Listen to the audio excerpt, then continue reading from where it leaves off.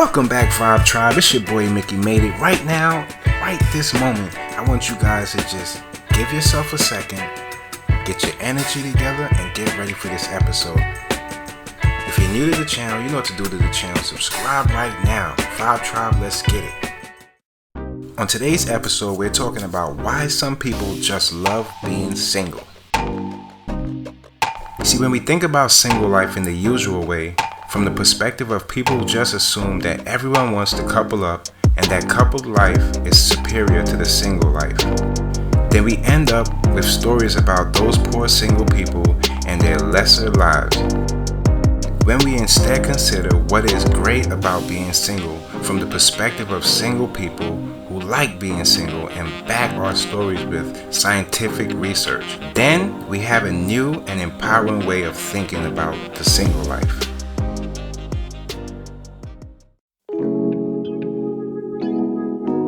Okay, now, just from a single perspective, we have our freedom. Single people, especially those who live alone, are the captains of their own ships and their everyday lives within the limits of their resources and opportunities.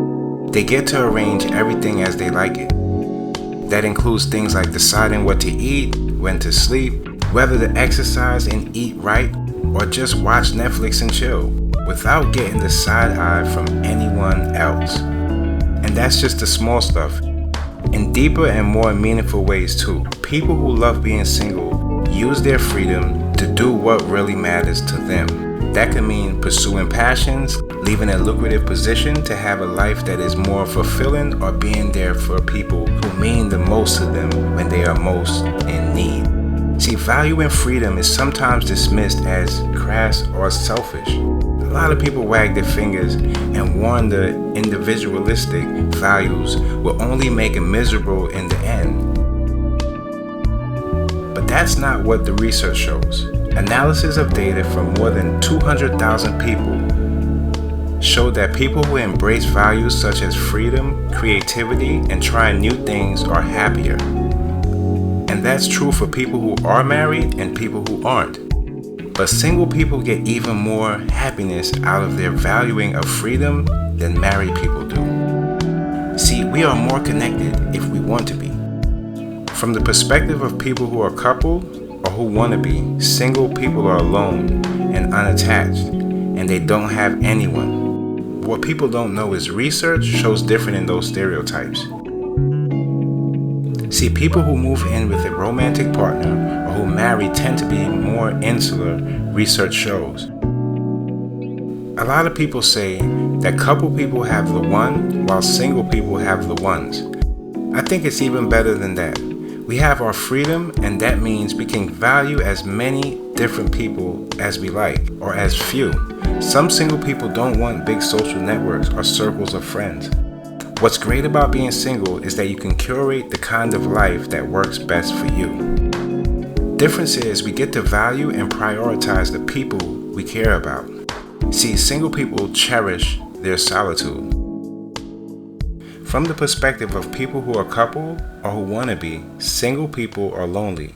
But single people who like being single, especially people who are single at heart and love the single life, embrace solitude. They get a lot out of it. They protect it like the precious resource it is. Maybe that's why the most sophisticated analysis show that people who live alone are typically less lonely than people who live with others. Loving the time we have to ourselves is the superpower of people who are single at heart. We are rarely lonely when we are alone. It's hard to frighten us by saying that we are going to end up spending a lot of time alone.